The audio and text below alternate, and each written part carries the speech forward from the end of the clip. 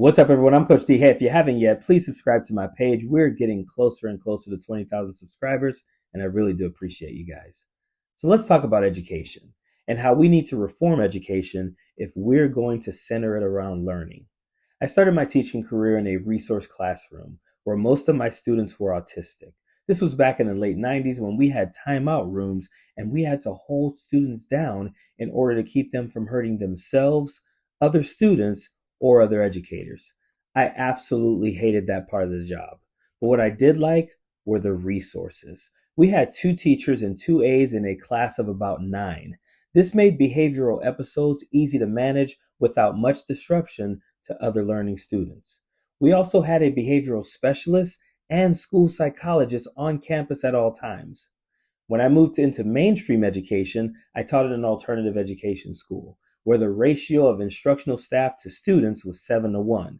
Not as good as the resource class, but still very manageable. Today, my wife teaches 5th grade where the ratio is 1-30 at the least, but can go up to 35.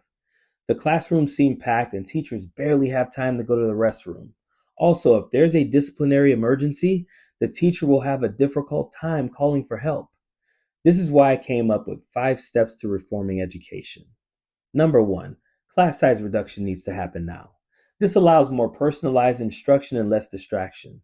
It also allows them to manage the classroom behaviors and foster better relationships with their students. You want better education? Lower class sizes and put an instructional aide in every class. Number 2, increase funding for resources. The average teacher spends $500 to $1,000 of their own money on their students. This needs to stop. If we want better education, teachers need funding for more technology, more supplies, and up-to-date texts. Number 3, professional development opportunities.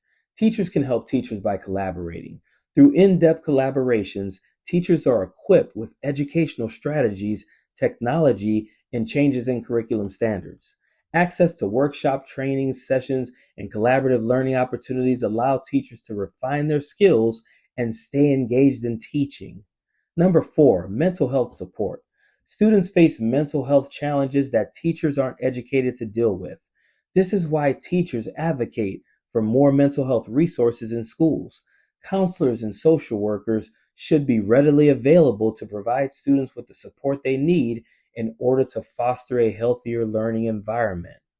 Number 5, curriculum flexibility. Believe me, most teachers have great ideas about how to engage their students and make education more fun and innovative. Unfortunately, having large class sizes, less resources, and less autonomy doesn't allow the innovation and flexibility teachers need in order to incorporate relevant, real-world issues and diverse perspectives. This list was compiled by an educator with educators in mind. These solutions lead to a better educated populace and a much better society. Period.